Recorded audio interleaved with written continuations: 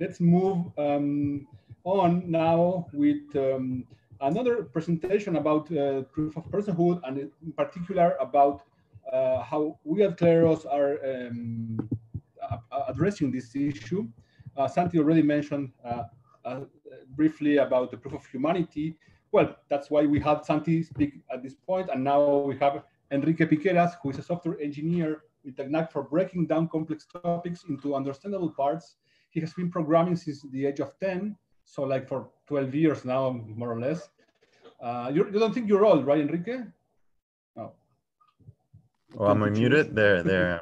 I didn't know you were gonna read my my LinkedIn bio. That was a bit awkward. I'm not old. Yeah, I mean, I'm in my 20s. That's early 20s. I guess young. Yeah. Yeah. So Enrique is a developer at Kleros, and he's currently working on proof of humanity. So please, Enrique, you can explain what we're working on. Yeah. So can you hear me well? I can hear you, but for some reason, yeah. Your screen share is looking weird a little bit. What does that mean? That means that you're still in this small screen as a speaker. Let me just check for 1 second, one thing. I think you just have to like double click me and like put me as a speaker. Yeah.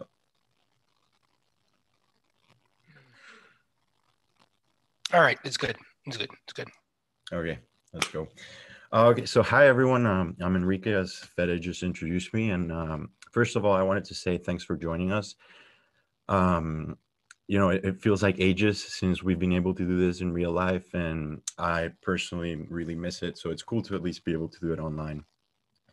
I hope you've had a great time so far in the other talks, and now I want to talk to you about a new project we've been working on called Proof of Humanity. So the name is very self-descriptive, but the problem it solves isn't immediately apparent. But by the end of this talk, you'll have like a good understanding of why this project is impactful, not just for Ethereum, but the internet as a whole. Okay, so I think the impact of the internet by now needs no explanation. I do want to tangentially note how long it took us to get here, though. We are like 60 years deep into a world with the internet, but only like 20 or 15 years ago, people were still saying things like, and I'm quoting here, "The truth is, no online database will replace your daily newspaper. No CD-ROM can take the place of a competent teacher. And no computer network will change the way government works." This was said by an American astronomer and author called Clifford Stoll in 1995. Then the growth of the internet will slow drastically as the flaw in Metcalfe's law becomes apparent. Most people have nothing to say to each other. By 2005 or so, it will become clear that the internet's impact on the economy has been no greater than the fax machines.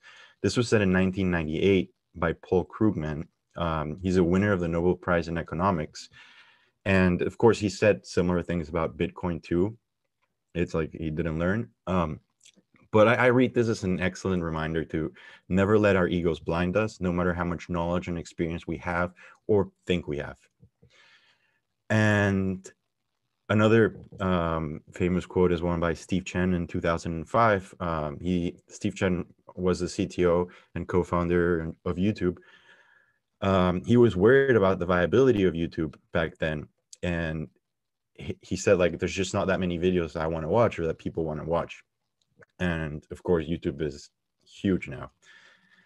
I read all of these in an article by Alexander Svetsky, by the way. He's the CEO of Amber Wallet. I just wanted to give him some credit for putting these together.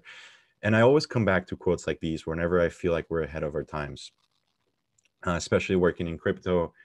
Like, we tend to do a lot of cutting edge things that regular people might sometimes look at us as crazy.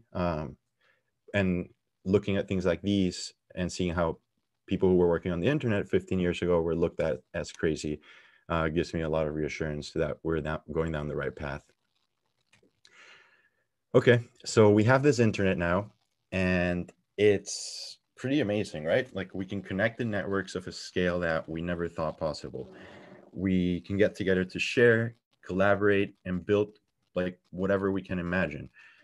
It's sort of like we've created a digital parallel of our lives where the only limit is the speed at which our thoughts can travel as light through wires or satellites now too.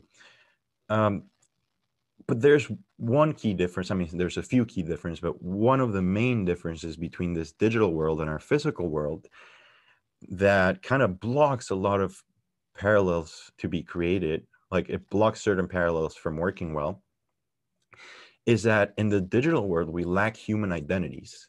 So like when you interact with someone in real life, you know you're interacting with a unique human. And that allows you to make a lot of assumptions and it gives you a lot of guarantees about the interaction you're having. But digitally, you have no like guarantee of that or proof. Like for all you know, you could be talking to a machine or several machines. So the internet doesn't natively understand identities. Like even IP addresses are just location in a network. Nothing guarantees what or who is at that address. And this lack of identity doesn't just block specific applications from being viable. It also makes us vulnerable to new advancements in AI that can allow things like impersonation and misinformation, fake news to scale like massively. Because like computers can generate it using deep fakes, generated text. We've seen that recently with GPT-3, like how scarily well it can generate. For those of you who don't know, GPT-3 is like this crazy cutting edge text transformer that can write entire fake news articles that look real and like as if they were written by a real person. And you've probably seen deep fake videos and how good they're getting. So if we have no sense of identity, anybody can publish these and we have no way of telling if it was published by a human or not. Okay, so the problem that we're talking about is that we lack an identity system. So what could we do if we didn't lack one? There's a lot of things we could do, and this is what really excites me. So we could have voting systems that are not only more convenient, but also safer and flexible in a way that allows us to implement a lot of novel vote counting methods that would really improve our democracies, like Schools, STV, quadratic voting and funding. We could implement UBI and relief funds programs accurately. UBI is universal basic income, where like everybody gets, you know, like a minimal amount of income just for existing, kind of like a welfare safety net, if you will. The inefficiencies and fraud in these things have been made very clear this year, with at least in America and probably in the rest of the world, where people were, you know, like cashing in relief checks for their employees and making up fake employees using IDs of dead people, or just like making up people in fake IDs, being able to pull like millions of dollars illegally. And most of them didn't get caught. So this is something that we could do a lot better if we had an identity system on the web. Then also, like, imagine being able to use social networks and have like a verified check that is given to everyone that is a real accountable human being, not just famous people, so that you could block and didn't have to interact with bots all the time. We could also create global credit and risk management networks for using our new like decentralized finance infrastructure without relying on over collateralization and all of these things that we're kind of forced to do because we can't assign scores to unique identities. Like if somebody like there's people can just, you know, throw away their Ethereum address and start again with a new identity with a clean slate. But if we had human identities, we could build systems where that wouldn't be possible and people would be tied to their same identity. So they would be interested in making sure their reputation is good or their credit score, whatever. So all of these applications probably sound great to you. And of course, we've tried to build them in the past in many different ways. But I think that we now, like only recently, have the technology and experience to make a breakthrough here. So I'm going to go over some of the previous approaches and all the like issues they've had or trade-offs. The main theme is that they've taken huge trade-offs in decentralization and scalability just to like fit the constraints of their times or like what we knew at the time. Or sometimes they were just made for like specific things and not for, you know, the whole internet. So those trade-offs made sense. So first of all, we have digital government IDs.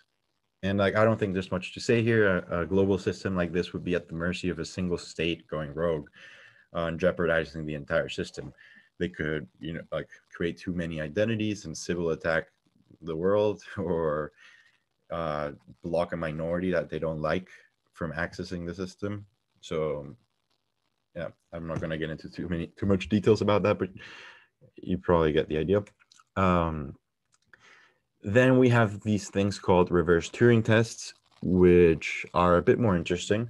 You can think of them as like really complicated captchas that computers are not yet able to solve. Things like sorting images based on some abstract pattern that humans can identify, but computers can't really, at least yet. Or it could also be something as simple as meeting a bunch of people somewhere and validating each other, like at a party or a conference. And the main issues with like both of these types of reverse Turing tests is that you have to set a fixed period in which participants can complete the test, like a fixed period of time, either because you have to meet at a certain place at a certain time, or because you have to complete certain tests, like the image sorting problem. And otherwise, like people could just, you know, complete the tests many times over a few days and just create multiple identities. Like you have to get everyone together either online or somewhere physically to do the tests. So that's an issue. Like that makes it really impractical for the scale we want to reach, right? For a system like this to be really useful, where ideally like everyone on Twitter could be, who is a human, could be verified. And we also don't know how far AI is from solving these types of problems. And when it does solve them, or when it is able to solve them, there won't be any way of telling whether a machine or whether a human answered a specific problem, because you just have the problem and the answer, and all the answers to the same problem are the same. So there's no way of differentiating. So then some people have also tried these things called like social graph analysis or social graph analysis algorithms, techniques. Some people also call them webs of trust. And these are even, I think, a little bit more interesting than reverse Turing tests. They use like machine learning and different heuristics and algorithms to find relationships in a social graph, and based on the relationships, classify a node or an identity as human or real or not. These social graphs can be made up of like your connections on Facebook or on other social networks. Some people have gotten really smart and plotted like various attributes of your identity in a graph in relationship to other people, things like your nationality, your age, and then introduce ways of making the connection stronger by allowing people to vouch for each other by meeting people in real life. And machine like complex algorithms, by analyzing these graphs, can like probabilistically tell you who is a real person and who isn't. So that's where the issue lies here. Like it's probabilistic, right? Like these methods can never be entirely accurate. There will always be a compromise in excluding real people out or including machines. And we also get into another AI arms race, because just like AI can train to recognize these patterns, AI can train to build patterns that trick the AI that recognize these patterns. Still, systems like these might be useful for certain, like specific low-scale use cases. I mean, they're definitely better than the status quo. So to recap, we cannot trust governments. We cannot fight AI at reverse Turing tests or get everyone in the same room simultaneously.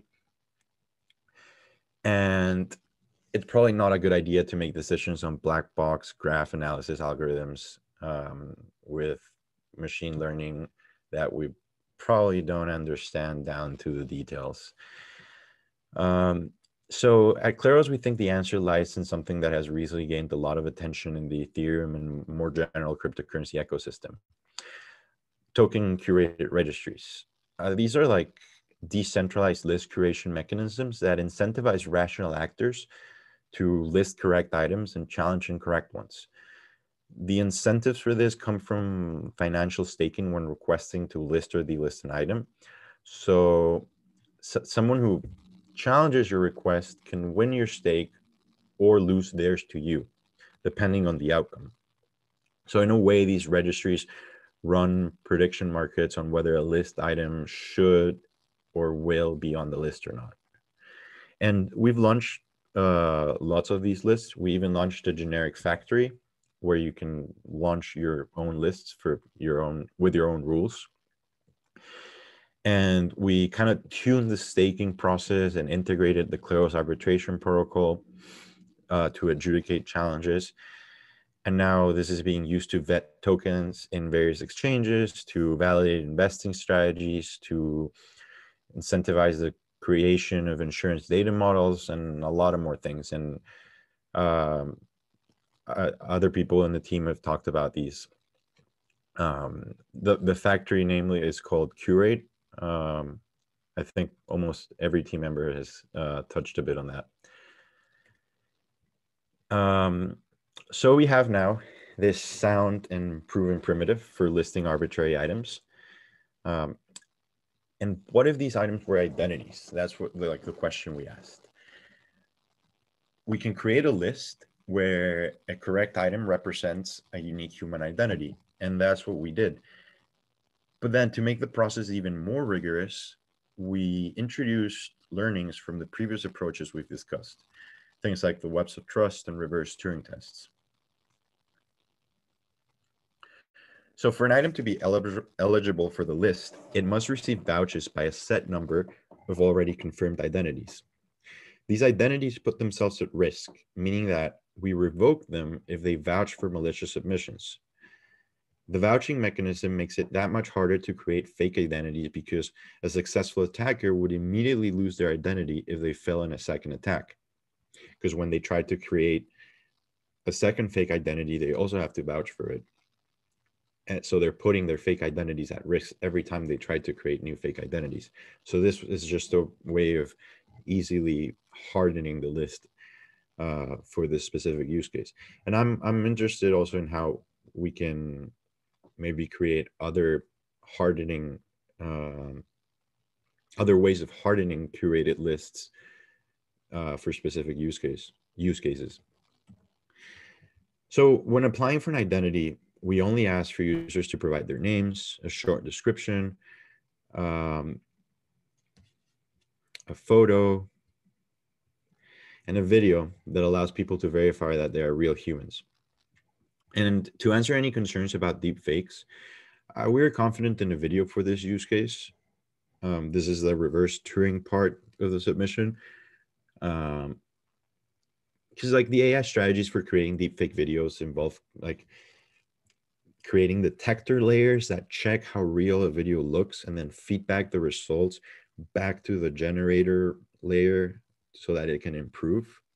So this architecture kind of makes deepfakes inherently detectable by AI. Like a simple way to think about it also is that there's no way of telling whether an AI or a human answered a CAPTCHA. Like the answer is the answer, right? But with video, that's just not the case. There will always be a difference like down at the pixel level. And if we somehow break that barrier in the future, because like there's definitely research going on into lots of different networks for building deepfakes, some that might not have this architecture with the detector and generator. We're already conducting research for alternative pieces of evidence or how to make the video requirement a little bit more stringent. So maybe include things in it that could not easily be generated by a computer. And this thing you can see on the screen right now is a screenshot from the actual application, which is deployed on Kovan, and we're looking to release it pretty soon. And while things like the video are crucial for the system's soundness, because that's the part that proves that you're a real human, there are still many ways that you can achieve privacy with the system. So if you have applications that only care that you're a unique human, not a specific one, we can use traceable ring signatures that group together a set of keys from the registry, say like 100 or 200. And that basically is a signature that you can use to sign things and prove that you're a unique member of the list without revealing which one. And people can also prove that you, like, if you can't sign the same thing twice with different accounts, if that makes sense. It's like a kind of like Tornado. That's I guess is the simplest way if you know about mixing wallets, but for identities. So I hope you're as excited as I am about this project's potential impact on the community and the rest of the internet eventually. I personally can't wait to see it on something like Twitter and also all of the integrations that people will build in it. So I'm going to leave you with some ideas on things that you can start building today. We have universal basic income. We actually already developed universal basic income contract, smart contract, and DApp, and it's in the Proof of Humanity GitHub repo, which we'll share in the chat. So if you're looking into building something UBI-like, feel free to fork that. We could also enhance DAOs, especially DAOs that use quadratic funding. So like Gitcoin could not be Sybil attackable anymore. We could implement a sign-in system like an OAuth compatible sign-in provider, authentication provider that doesn't require you to fill out CAPTCHAs. Like kind of like you have sign in with Google, you just have like sign in for humans and you sign in with your Proof of Humanity identity. We could also create badges for identity. So if you're familiar with the token registry, or if you listen to some of the talks about that, the token registry has badges where you can, we call it tokens, token curated registry squared, because those badges are actually token curated lists themselves, where you assign badges to tokens that meet specific criteria. So we can do the same for the identity list. In the token curated registry, you have things like the ERC20 badge that, proves that a token is a valid ERC20 token. In the identity list, we could have things like degrees, skills, citizenship. We could also create an app for creating personal sites that are signed with your identity. So like your personal domain, you could create some kind of service for hosting your personal domain or just for signing it, or like a certificate authority, so that people know that you created that content, or you vouch for it, and it's what you want people to see about you on the internet. So it's like a safe way to learn about you and contact you. We could create better social key recovery systems, kind of like Argent does. But if one of your friend dies, they would like get removed from the registry, and you would be able to replace them in your wallet recovery system. We could create better pension plans and life insurance, so no more like dead people would be making claims. The credit scoring that I mentioned before, and risk profiles, not just for decentralized finance, but for any kind of finance. Airdrops, even though there's not a lot of those anymore, but you could do them a lot better, because now they'd be truly decentralized. You don't have to use, the holding of some token or certain past activity. You can just distribute like an equal amount to every human. And similarly, you could do like less like abuse-free onboarding gifts. Like you can give your users freebies without getting ripped off, because people can just create new accounts and get the onboarding gift multiple times. You could create an anti-spam filter for email services, like a Gmail extension, so that people could have email accounts where they only receive emails from actual humans. We can create human validated side chains. So just how Coven is a proof of authority network where the validators are notaries, or not notaries, but part of the Coven consortium organization. We can create a sidechain or a testnet where the validators are individual humans. So these are just some ideas that I came up with, but I'm also excited to see what other people come up with. I'll stay around to answer any questions you might have. I'm sure you'll have a great time during the rest of the conference, and don't hesitate to reach out to me on Slack or on Twitter. My username is EPIQUERAS. And yeah, that's the whole talk. Does anybody have any questions?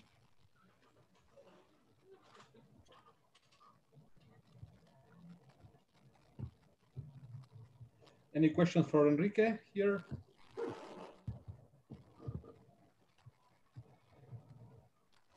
I have a question, Fede, if I may. Sure, of course.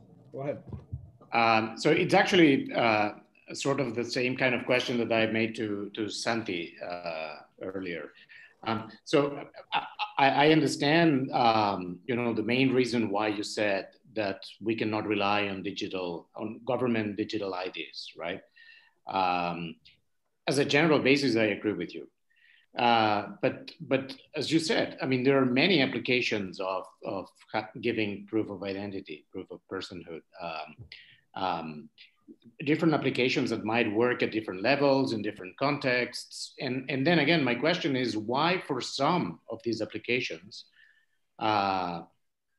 we shouldn't rely on some governments giving proof of personhood. So imagine the case that we have some initiative in vTaiwan. Previously, we mentioned Audrey Tang, right? So imagine that vTaiwan now says that it would be nice actually to have a dialogue, a deliberation with citizens of Barcelona. And then the question is why the city of Barcelona should not be trustable in order to give proof of identity of who counts as a citizen of Barcelona on equal terms to the citizens registered in vTaiwan. I mean, for something like this, I don't see pretty much the problem of relying on governments. So it's the same question of why do you need a blockchain, but in the identity kind of system. It's if in the scope of where your identity system is going to operate, there is no counterparty risk, then you don't need something like this. If Taiwan has a digital government ID and society in Taiwan is on good terms, like it's going well, like people, there's no not like in the US where like 50% of the country will try to screw the other 50% of the country. If things are well in Taiwan, then yeah, a digital government ID might work. There's no counterparty risk. Nobody is interested in screwing someone else. But if you try to do this globally, then it becomes a problem because there's a lot of countries that are not interested in the well-being of other countries. So it's about counterparty risk. If you don't have counterparty risk, you also don't need a blockchain for transactions. If everybody trusts each other, then it's just unnecessary. Okay, thanks. Thank you. Does that make sense?